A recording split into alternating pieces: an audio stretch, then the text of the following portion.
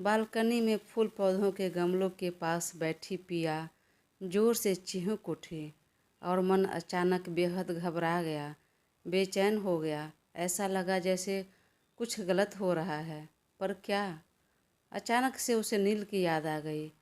कहीं वो किसी परेशानी में तो नहीं? हाँ, शायद हो सकता है।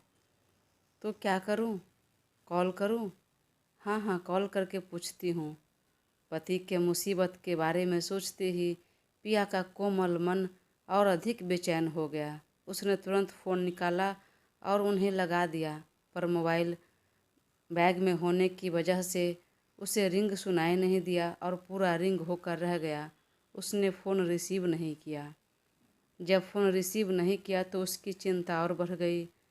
कहीं किसी मुसीबत में तो नहीं? फ़ोन क्यों नहीं उठाया उन्होंने? और एक बार फिर फ़ोन लगा दिया, लेकिन इस बार भी कॉल नहीं रिसीव किया। तो अब उसे गुस्सा आ गया। उसे लगा जानबूझकर वे इग्नोर कर रहे हैं। तो उसने अपने फ़ोन को वहीं बालकनी में रखे सोफे पर फेंक दिया। नहीं, अब नहीं फ़ोन करूँगी मैं। जब उन्हें चिंता नहीं है तो मैं ही क्यों इतनी फ़िक्र करूँ? और ज़बरदस्ती अपनी भावनाओं को रोकने लगी तो आँखों से आंसू बह निकले। मेरी क्या गलती है जो इस तरह के व्यवहार कर रहे हैं, बिहेव कर रहे हैं? उधर नील अपना मीटिंग अटेंड कर अभी जस्ट आया था और फ्रेश होकर निकला तो वह लड़की कमरे में आ गई और वह जो शर्ट पहन रहा था उसका शर्ट खींच कर फेंक दिया और उसके पीछे से बाहों में भरकर उसके पीठ को चूमने लगी। लेकिन उससे पहले ही नील ने उसकी बाह कसकर पकड़ा और झटके में उसे अपने सामने किया। यह क्या बदतमीजी है? और कौन हो तुम? इस तरह मेरे कमरे में क्यों चली आई? चलो बाहर निकलो। लेकिन वह लड़की ज़बरदस्ती उसे हग कर उसके होंठ को चूमने के लिए आगे बढ़ गई। उसे तुरंत आंखों के सामने पिया का मासूम सा चेहरा घूम गया और अगले ही पल वह गुस्से में तमतमा गया और उसे ज़ोर से धक्का दिया। वह लड़की फिर पास आते हुए बोली, आप इतनी जल्दी भूल गए?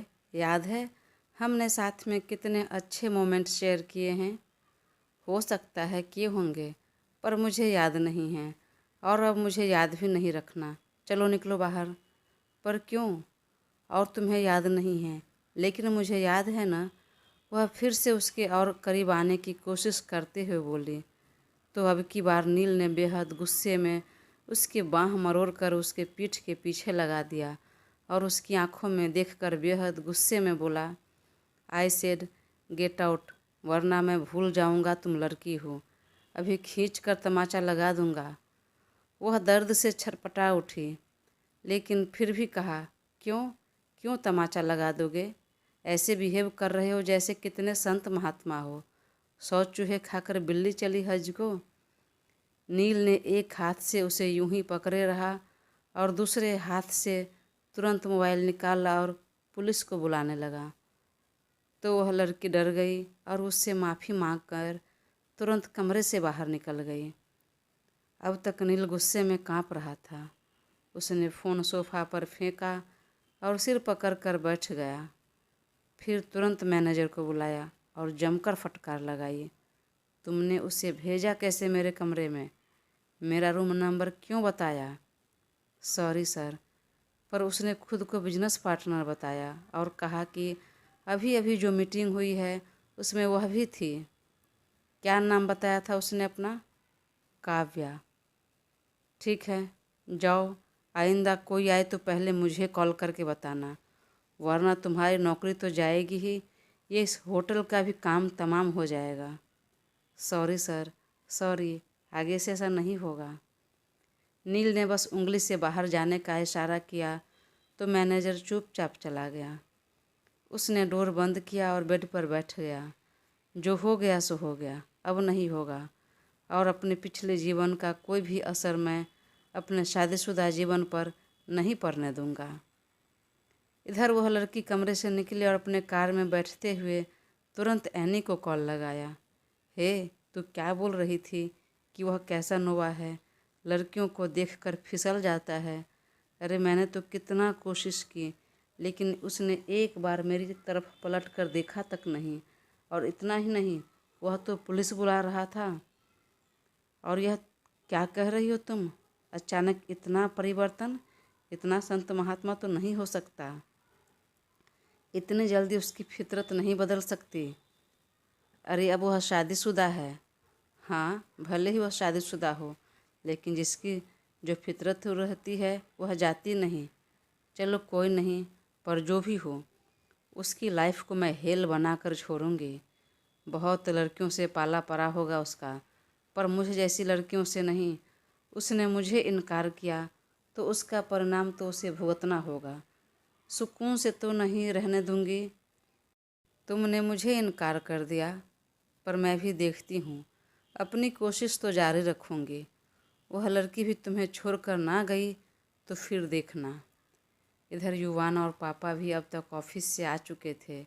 उन दोनों ने ही नील के बारे में पूछ लिया।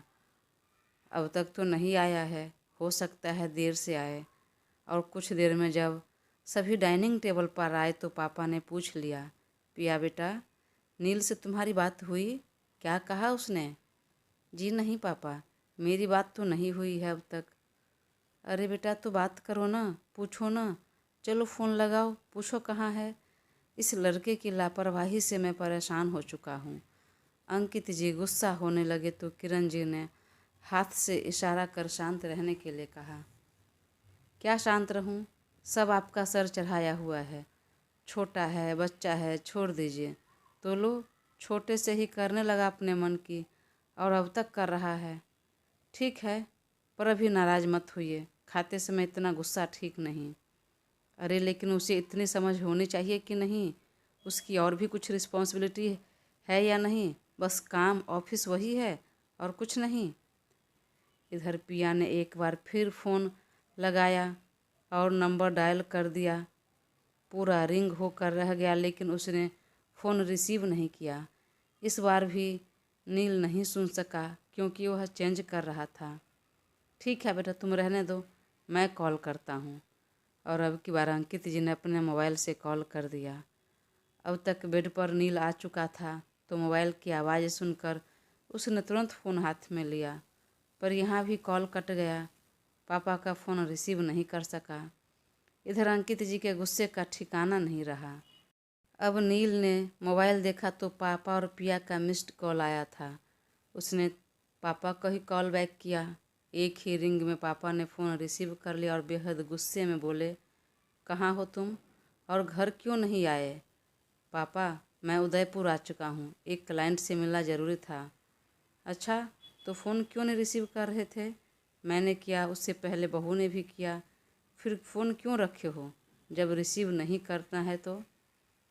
पापा, जस्ट कुछ देर पहले ही लौटा हूँ मीटिंग से, तो फ्रेश हो रहा था, ध्यान नहीं गया, नहीं सुनाई दिया। ठीक है, वैसे तुम्हें पता है ना, कल हम लोग निकल रहे हैं रात में ही। हाँ पापा, परेशान मत होइए, हम समय से आ जाएंगे। ठीक है, तो तुमने पिया को क्यों नहीं बताया? उसे भी जल्दी कॉल करके बता दो। कितना परेशान हो रही थी बेचारी। तुम्हें इतनी भी समझ नहीं है? यह अपनी इतनी भी जिम्मेदारी नहीं समझता है कि कहीं बाहर जा रहा हूँ तो घर में बता दूँ? अरे हम लोग को नहीं तो कम से कम अपनी पत्नी को तो बता दो। सॉरी पापा, आगे से ध्यान रखूँगा। और मैं अभी उसे कॉल कर देता हूँ, बता देता हूँ। और फ़ोन रख उसका नंबर डायल करने लगा, परंतु उसने कॉल करने के बजाय उसे मैसेज कर दिया। तो पिया ने भी बस एक स्माइली वाला इमोजी भेजकर मोबाइल बाजू में रखा और बेड पर चली गई। और नील की पिछली रात की हरकतें याद आते ही चेहरे पर स्माइल के साथ शर्म की लालिमा चेहरे पर उतर आई। उसने कसकर अपनी आंखें बंद की और अपने ऊपर कंबल खींच लिया, और न जाने कब उसकी आंख लग गई। इधर जिया अखिल से जिद करने लगी, बार बार कहने लगी कि मुझे टिकट निकाल दो, मैं चली जाऊंगी। अगर तुम मेरे साथ नहीं जाओगे तो भी मैं अकेली जा सकती हूँ। अखिल ने बहुत समझाया, पर उसकी जिद के आगे उसकी एक नहीं चली। अखिल ने सत्येंद्र जी से पूछा तो उसने भी अपने जिया को बहुत समझाया, पर वह हार गए। नहीं पापा, मैं इधर ज़्यादा दिन रुक गई तो उधर गलतफहमी और बढ़ती जाएगी। आप लोग समझ जाएंगे, पर नील नहीं समझेंगे। मुझे आना है। तो अब की बार सत्येंद्र जी ने डांट दिया, क्या बच्चों की तरह जिद लगा कर रखी हो, आना है आना है। मैंने कहा ना कुछ दिन रुक कर आओ। और मैं कहता हूँ छोड़ो नील को और उधर ही अखिल के साथ कोई काम शुरू कर दो, उधर ही बिजनेस स्टार्ट कर दो, अपने टेक्सटाइल के बिजनेस को उधर ही बढ़ाना शुरू कर दो तुम।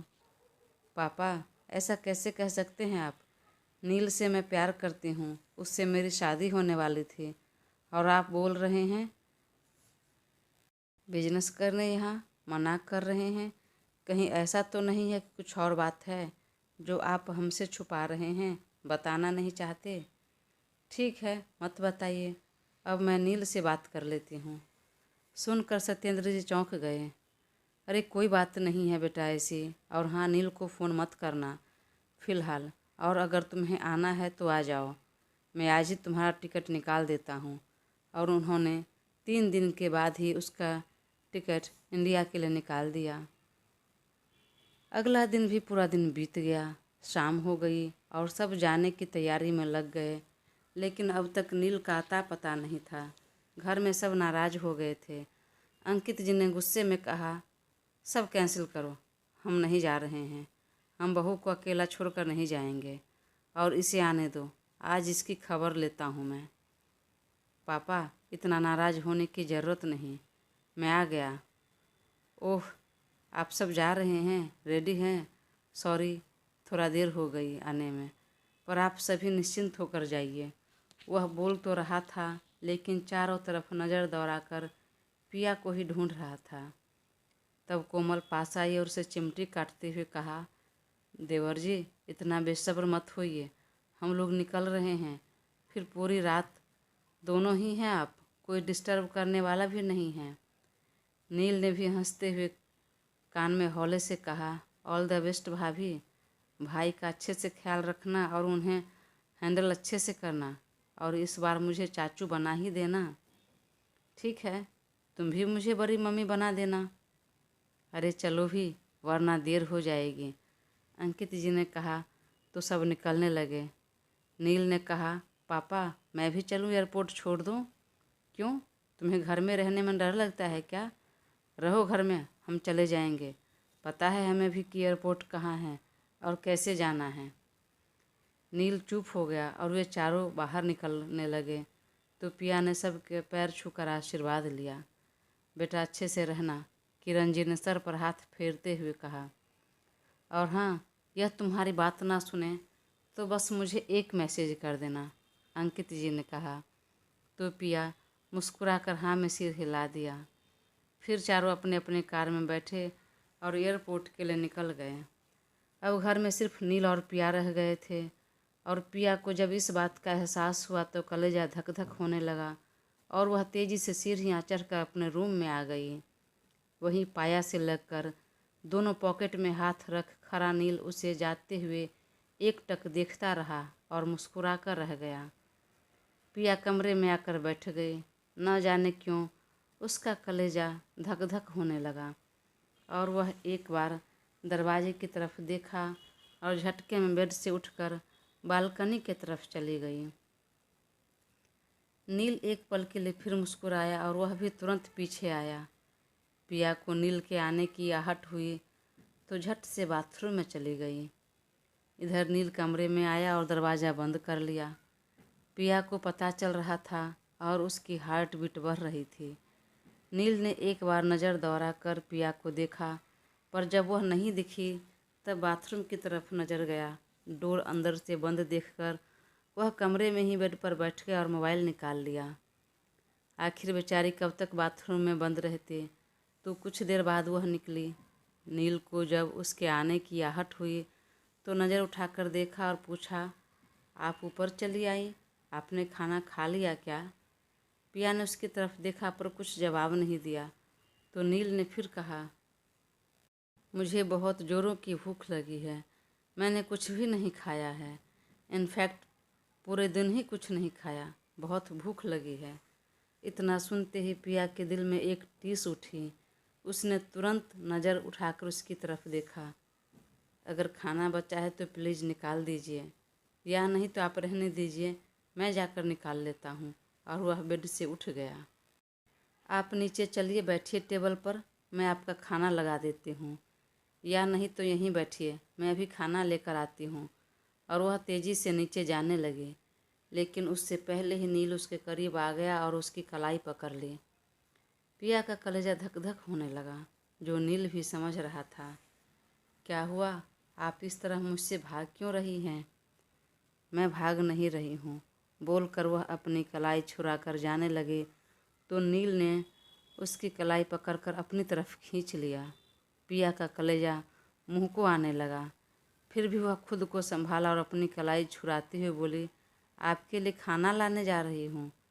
तो नील ने उसकी कलाई छोड़ दिया और कमर में अपनी बाँह फंसाकर उसे अपने करीब करते हुए कहा, आप मेरी आंखों में देखिए। तो पिया ने नज़र उठाकर देखा। नाराज़ हैं आप मुझसे? पिया ने उसकी बातों को इग्नोर करते हुए कहा, मैं खाना लाने जा रही हूँ, आपको भूख लगी है, लेकिन मैं तब खाना खाऊंगा जब आप मुझे माफ़ करेंगे। पर मैं वह आगे कुछ बोलती उससे पहले ही नील ने उसके कमर से अपनी बाँह निकाला और अपनी एक उंगली उसके होंठ पर रख दिया और दूसरे हाथ से तुरंत अपना कान पकड़ लिया। Sorry, I am so sorry. मैंने जो कुछ भी किया उसके लिए मैं बहुत शर्मिंदा हूँ। अपनी हरकतों पर बहुत पछतावा है। प्लीज़ मुझे माफ़ कर दीजिए और यकीन मानिए, मुझ पर विश्वास कीजिए, आगे से मैं ऐसी कोई हरकत नहीं करूँगा जिससे कंफर्टेबल फील ना करें, सहज ना हो आप। पिया ने तुरंत उसका हाथ कान से हटाया और कहा, मैं इस बात के लिए नाराज़ नहीं हूँ। सुनकर नील को राहत मिली, बहुत खुशी हुई। तो फिर आप क्यों नाराज़ हैं? क्यों मुझसे इस तरह भाग रहे हैं? मैं भाग रही हूँ या आप भाग रहे हैं? आप कहाँ चले गए थे? एक बार बताया तक नहीं, फ़ोन तक नहीं किया, और मैंने भी फ़ोन किया तो आपने उठाना ज़रूरी नहीं समझा, कॉल बैक नहीं किया।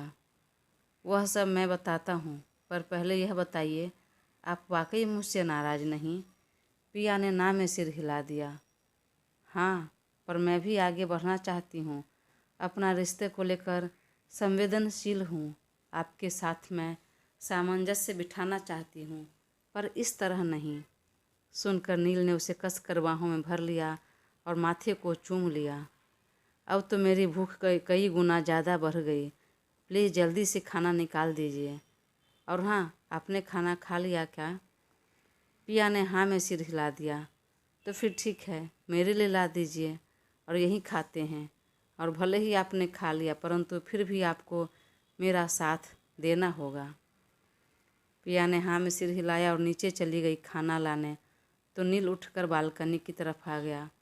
वहाँ लाइट ऑन था और बालकनी को देखकर तो वह शॉक्ड रह गया। ओ माय गॉड, कितना खूबसूरत है, किसने किया यह सब? आपको अच्छा लगा? पीछे से आवाज़ आई। पिया ने कहा। नील ने उसकी तरफ देखते हुए कहा, आपने किया? हाँ। आपको अच्छा लगा? अच्छा नहीं, बहुत अच्छा लगा। आपने तो पूरा बालकनी का पूरा लुक ही चेंज कर दिया। वाह, गार्डनिंग करना तो मुझे भी पसंद है, पर इतना ज़्यादा ध्यान नहीं दिया, उतना इंटरेस्ट नहीं लिया कभी। एक काम करते हैं, टेबल यहीं लगाते हैं और हम यहीं बैठकर डिनर करते हैं। और वह तुरंत वहाँ पर सेंटर टेबल लगाया और दोनों तरफ से 2 चेयर, और घर में से ही कुछ रंग बिरंगे कैंडल ले आए और जला दिया। आसमान में चमक रहे चांदनी भी अपनी छटा बिखेर रही थी। उस पर जल रही छोटी छोटी कैंडल की रोशनी से बालकनी जगमगा उठा और उस रोशनी में वहाँ लगे तरह तरह के प्लांट के साथ दोनों के चेहरे भी चमक उठे, खिल उठे। नील ने पिया का हाथ पकड़ कर एक चेयर पर बिठा दिया और उसके सामने दूसरे चेयर पर खुद बैठ गया, और दोनों ही कैंडल लाइट डिनर के लिए रेडी हो गए थे। नील ने पिया का हाथ पकड़ एक चेयर पर बिठा दिया और उसके सामने दूसरे चेयर पर खुद बैठ गया। ऊपर आसमान में चमक रहे चांदनी की छटा बालकनी से अंदर आ रही थी और दोनों के चेहरे पर पड़ रही थी। नीचे जल रही रंग बिरंगी छोटी छोटी मोमबत्तियों की जगमगाती रोशनी में दोनों का चेहरा चमक उठा। पूरा बालकनी भी जगमगा गया था। बाहर से आ रही शीतल हवा में प्लांट्स के खिले छोटे छोटे फूलों की खुशबू हवाओं में घुल रही थी, अपनी मादकता बिखेर रही थी, जिससे माहौल और ज़्यादा रोमांटिक हो गया था। दोनों अपनी अपनी थाली लगाने लगे। तभी आपस में दोनों की नज़रें मिली और दोनों की नज़रें ही एक दूसरे पर ठहर गई। दोनों एक दूसरे की आंखों में देख रहे थे। आखिरकार पिया को अब और सहन नहीं हुआ और नज़र घुमाकर जोर से खिलखिलाकर हंस पड़ी। नील ने उसके हाथ से थाली ले लिया। अरे, आपने कहा ना कि साथ देने के लिए, फिर मुझे भी अपनी थाली लगाने दीजिए। नील ने ना में सिर हिला दिया और बस अपनी थाली लगा ली। दाल रोटी सब्जी सलाद सब परोस लिया। पिया वहीं गुमसुम बैठे देखने लगे और मन ही मन सोचने लगे, हद है, इन्होंने कहा साथ देने के लिए, मुझे अपने साथ बिठा भी लिया और अब थाली नहीं लगाने दिए। इसका मतलब ये खाते रहेंगे और मैं बैठी इन्हें खाते हुए देखती रहूँगी। तब तक नील ने एक बाइट तोड़ा और उसकी तरफ बढ़ा दिया। पिया जरा सकपका गई, उसे झिझक हो रही थी। तब नील ने खाने का इशारा किया। पिया ने खा लिया। फिर नील खाने लगा। पिया के तो पहले आश्चर्य से आंखें बड़ी हो गई कि यह मेरा जूठा कैसे खाएंगे, पर फिर हौले से मुस्कुरा दिया। टेबल पर जल रही सुंदर सी मोमबत्तियों के बीच पिया का हंसता हुआ चेहरा कुछ ज़्यादा ही खूबसूरत लग रही थी और एक सुकून भरा माहौल बना रही थी। दोनों ने एक दूसरे की आंखों में देखते ही खाना पूरा किया। वाह, थैंक यू, खाना तो बहुत टेस्टी था। आपने बनाया था? पिया ने हाँ में सिर हिला दिया। आप इस तरह हाँ और ना में सिर हिलाकर बातें मत कीजिए। झिझक के साथ नहीं, पूरे कॉन्फिडेंट के साथ बोलिए, अपनी बातें रखिए, खुलकर बात कीजिए। अब हमें साथ में ही रहना है और हम लोग का साथ, यह रिश्ता 2-4 दिनों का या 10 दिनों का तो नहीं है, हमेशा के लिए है, या यूँ कहें तो जन्म जन्मांतर के लिए। तो खुलकर बात कीजिए, मुझे इस तरह बात करना या सुनना पसंद नहीं। पिया ने मुस्कुराया और कहा, हाँ, मैंने बनाया है, पर आपने मेरा पसंदीदा डेजर्ट हलवा बनाया नहीं। कल दिन में ही तो बनाए थे, इतना भी मीठा ठीक नहीं सेहत के लिए। नील ने तो खाना खाया नहीं था, तो उसने आंखें छोटी कर याद करने की कोशिश करने लगा। अरे, मैंने कल लंच में हलवा भी बनाकर भेजा था आपके लिए, पर मैंने तो खाया नहीं, लेकिन रंजन काका लेकर गए थे। अब नील को याद आया कि वह तो जल्दी निकल गया था। हाँ, याद आया, तब तक मैं निकल चुका था, इसलिए खा नहीं पाया। वह सोच तो रहा था कि बात छुपा लूँ, कह दूँ कि हाँ, मैंने खाना खाया, लेकिन अब वह कुछ भी ऐसी हरकतें नहीं करना चाहता था जिससे पिया को बुरा लगे। अच्छा, तो फिर ठीक है, मैं कल बना दूँगी। फिर पिया वहाँ रखे एक्स्ट्रा खाना फ्रिज में रखने चली। तब तक नील ने जूठी थाली उठाकर नीचे वॉश बेसिन में रख दिया और टेबल भी साफ़ कर दिया। तब तक पिया वापस आई। आपको नींद लग रही है? नील ने पूछा। नहीं, तो फिर चलिए कुछ देर यहीं बैठते हैं। कितना सुंदर नज़ारा है, ऊपर से चांद की चांदनी चमक रही है और नीचे मोमबत्ती जल रही है, उसमें यह खूबसूरत प्लांट्स। जी तो कर रहा है सारी रात यहीं बालकनी में ही गुजार दें, मुझे कोई आपत्ति नहीं होगी। पिया ने भी मुस्कुरा कर कहा।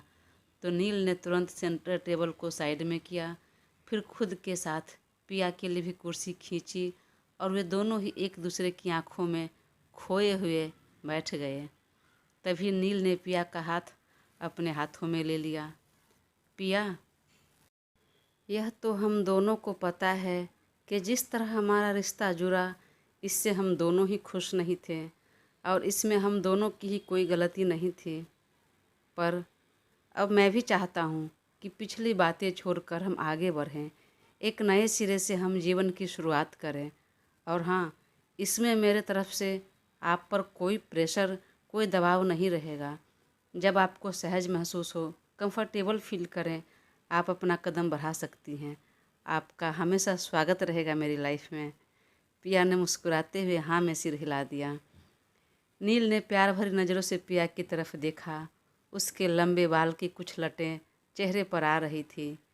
नील ने उसके बाल कान के पीछे करते हुए कहा, अब आपके साथ बिताया हुआ हर पल मेरे लिए खास होगा। पिया भी हौले से मुस्कुराई और बोली, आगे से आपका साथ और लम्हा तो खास होगा ही, पर फिलहाल जो यह साथ है और ये लम्हा, ये भी बेहद यादगार होंगे। दोनों के बीच इसी तरह हल्की फुल्की बातें चलती रही और हर शब्द में एक गहरा प्यार झलक रहा था। मोमबत्तियों की नर्म रोशनी में दोनों की मुस्कान और भी चमक रही थी। दोनों परफेक्ट लग रहे थे। ऐसा लग रहा था मानो भगवान ने इस दोनों को एक दूसरे के लिए ही बनाया है। ये दोनों एक दूजे के लिए ही बने हों। कुछ पल के लिए अब दोनों के बीच एक खामोशी छा गई। दोनों ही गुमसुम बैठे थे और दोनों के दिलों में बस एक दूसरे के ही ख्याल थे। यह एक सुकून भरी खामोशी थी जो कि हर शब्द से ज़्यादा गहरी थी। सुकून भरी खामोशी पर जब शीतल पवन का झोंका आया तो दोनों के तन मन में आलस भरने लगे। निंदिया रानी भी तेज गति से आने लगी। पिया अंगड़ाई लेकर जम्हाई ली और कुछ ही पल में उसकी आंखें बंद होने लगी और वह बार बार आगे की तरफ तो कभी अगल बगल में सर को लुढ़काने लगी। यह देखकर नील ने झट से अपनी बाह आगे कर दी और अगले ही पल पिया अपना सिर नील के मजबूत बाहों पर टिकाकर गहरी नींद के आगोश में चली गई। नील कुछ पल तक उसे यूं ही देखता रहा। फिर उसने अपनी एक उंगली से उसके गालों को छू लिया। पिया नींद में ही हौले से मुस्कुराई। तुम्हारी खूबसूरती बेजोर है पिया, उस पर तुम्हारी मुस्कान और तुम्हारी आँखों की चमक तो मेरे दिल को छू जाती है। वह मन ही मन बोल उसे बाहों में उठा लिया और कमरे के अंदर आ गया। फिर उसे बेहद आराम से बेड पर रखा और सर के नीचे तकिया लगा दिया और एसी का टेम्परेचर सही कर उसे ब्लैंकेट ओढ़ा दिया। कुछ पल तक उसे देखा, फिर धीरे से वह बेड से उतरने लगा तो पीछे से पिया ने उसकी कलाई पकड़ ली। नील को लगा कि वह नींद में है। उसने पलट कर देखा और हौले से उसके हाथ से अपनी कलाई छुड़ाने लगा, लेकिन पिया ने अपनी पकड़ मजबूत कर दी और नींद भरी आवाज़ में ही कहा, आप कहाँ जा रहे हैं? बहुत रात हो गई है। आपको नींद नहीं आ रही? नहीं सोना? आप जाग रही हैं? तो आपको क्या लगा मैं नींद में बरबरा रही हूँ? लेकिन कुछ देर पहले तो आप गहरी नींद में सो रही थी। हाँ, पर जब आपने गोद में उठाया तो मेरी आँख खुल गई। और अब आगे ज़्यादा बातें मत कीजिए, चलिए सो जाइए आप भी। हाँ, पर मैं बालकनी में सोफे पर सो जाता हूँ। यहाँ क्यों नहीं? नहीं, शायद आप सहज फील ना करें। ऐसा कुछ नहीं होगा। चलिए, कुछ देर पहले आपने ही कहा ना हम नए तरीके से शुरुआत करेंगे, तो इस तरह होगी शुरुआत। हम दूर दूर रहेंगे तब। पिया भी अब खुलकर बोल रही थी। सुनकर नील ने मुस्कुराया और वह भी उसके बगल में तकिया लगाकर लेट गया। पिया अब अपना तकिया छोड़कर थोड़ा और करीब आई और उसकी बाहें फैलाकर अपना सिर रख दिया। आज से मेरा परमानेंट तकिया यही रहेगा। नील हौले से हंस दिया और अपनी दूसरी बाह का घेरा बनाकर उसे अपने आगोश में कर लिया और माथे को चूमकर उसने भी अपनी आंखें बंद कर ली और कुछ ही पल में दोनों बेहद सुकून से गहरी नींद के आगोश में चले गए। इधर देर रात को युवान और कोमल भी गोवा पहुंच गए। गोवा में भी उनका शानदार विला था तो दोनों अपने विला में गए। पहले ही बोलकर नौकर को कमरे की साफ सफाई करवा दिया था। दोनों ने अपना सामान रखा तो युवान ने पूछा, कोमल कुछ खाना है बेबी आपको? तो हम ऑर्डर कर देते हैं। जब तक हम फ्रेश होंगे तब तक आ जाएगा। नहीं, मुझे कुछ नहीं खाना है। खाना है या नहीं एक बार फिर सोच लो बच्चा, क्योंकि मेहनत आपको भरपूर करनी है। कोमल ने उसे धक्का देकर कहा, जाओ तुम पहले फ्रेश हो जाओ। युवान फ्रेश हो गया। तब तक इधर कोमल सोफे पर पसर गई। इधर किरण जी और अंकित जी भी मुंबई आ गए। यहाँ भी उनका अपना बंगला था। दोनों अपने कमरे में गए, सामान रखा। देर रात हो गई थी तो उन्होंने कुछ खाया नहीं, तो दोनों ही अपने बेड पर चले गए। इधर युवान फ्रेश होकर आया तो कोमल उसी कपड़े में सोफे पर सो रही थी। कोमल, तुम सो गई बच्चा? अरे कम से कम चेंज तो कर लो बेबी। नहीं, मुझे बहुत नींद लग रही है, मुझे यूं ही सोने दो ना। फ्लाइट में तो तुमने नैप लिया था, फिर भी इतनी नींद? नैप से क्या होता है? वाकई मुझे नींद लगी है, मैं सो रही हूँ। तो युवान भी उसके बगल में लेटा और उसे अपनी तरफ खींच लिया और कमर में बाह कसकर खुद से चिपकाते हुए कहा, हम यहाँ सोने के लिए नहीं आए हैं, तो अब आप सोना बिल्कुल भूल जाइए और चलिए चुपचाप बेड पर, वरना मैं यहीं शुरू हो जाऊँगा। वह उसके गालों पर उंगलियां फिराते हुए बोल रहा था। नहीं, नहीं होगा मुझसे, बहुत नींद लग रही है। हाँ, तो आपकी नींद का इलाज है मेरे पास, देखिए कैसे चुटकियों में नींद गायब करता हूँ, बोलकर उसके गाल को अपने दांतों तले दबा लिया। आह, काट क्यों रहे हो? छोड़ो ना। आप अपना कहा भूल जाती है? क्या बोलकर आई थी आप नील को? क्या प्रॉमिस किया कि उसको चाचू बना देंगे? तो नील यूं ही चाचू बनेगा? सोती रहेंगी तो? उठिए, बहुत हो गया आपका बहाना, यह सब नहीं चलने वाला, बोलकर वह उसे अपने बाहों में उठाया और बेड पर रखकर उसके होठों पर अपना कब्जा जमा लिया। कोमल कसमसा रही थी, पर वह तो छोड़ने से रहा और अगले ही पल उसके क्रॉप टॉप को झटके में निकाल दिया। आखिरकार कोमल भी साथ देने लगी और दोनों अपने प्यार की दुनिया में खो गए। अगली सुबह नील की नींद पहले खुली। पिया अभी बेहद सुकून से उसकी बाहों पर सो रही थी, तो वह मुस्कुराया और उसका माथा चूम लिया और फिर वह भी सोने लगा। तभी घड़ी पर नज़र डाली तो सुबह के 5:30 बज रहे थे। वह अब और नहीं सोया। धीरे से उसका सिर उठाकर तकिया पर रखा, अच्छे से ब्लैंकेट से उसे कवर किया और उठकर टॉवेल लेकर फ्रेश होने चला गया। कुछ देर में वह फ्रेश होकर आ गया, लेकिन पिया अब तक सो रही थी। तो नील ने उसकी तरफ देखा और खुद रसोई में आ गया, जहाँ रमा काकी और रंजन काका थे। उन्होंने नील को देखा तो कहा, बाबू चाय नाश्ता बन गया है, लगा दूं टेबल पर? नहीं, वह नाश्ता आप दोनों कर लेना। फिर उसे बाहर जाने बोला और खुद 2 कप चाय और टोस्ट बना लिया और कमरे में लेकर आ गया। अब तक 7 बजने को आ गए थे। पिया की भी आंखें खुल चुकी थी। उसने नील को देखकर हड़बड़ा कर उठी। Good morning, good morning wife. Wife सब यह शब्द सुनते ही सुबह सुबह पिया के चेहरे पर प्यारी सी मुस्कान आ गई। नील ने कहा, आप उठ गई तो झटपट फ्रेश होकर आइए और चलिए साथ में चाय नाश्ता हो जाए। पिया ने आँख मलते हुए देखा, सामने टेबल पर चाय और टोस्ट रखा हुआ था, तो उसकी आंखें बड़ी हो गई। यह आपने बनाया? और कब उठे आप? मुझे भी जगा देते, मुझे क्यों सोते छोड़ दिए? नील पास आकर उसका गाल थपथपाते हुए कहा, आप बेहद गहरी नींद में सो रही थी, तो उठाना ठीक नहीं लगा। फिर इतनी सुबह उठकर क्या करती, इसलिए नहीं जगाया आपको। पिया मुस्कुराकर देखती रही, फिर अपना कपड़ा लेकर चली। झटपट फ्रेश होकर आती हूँ।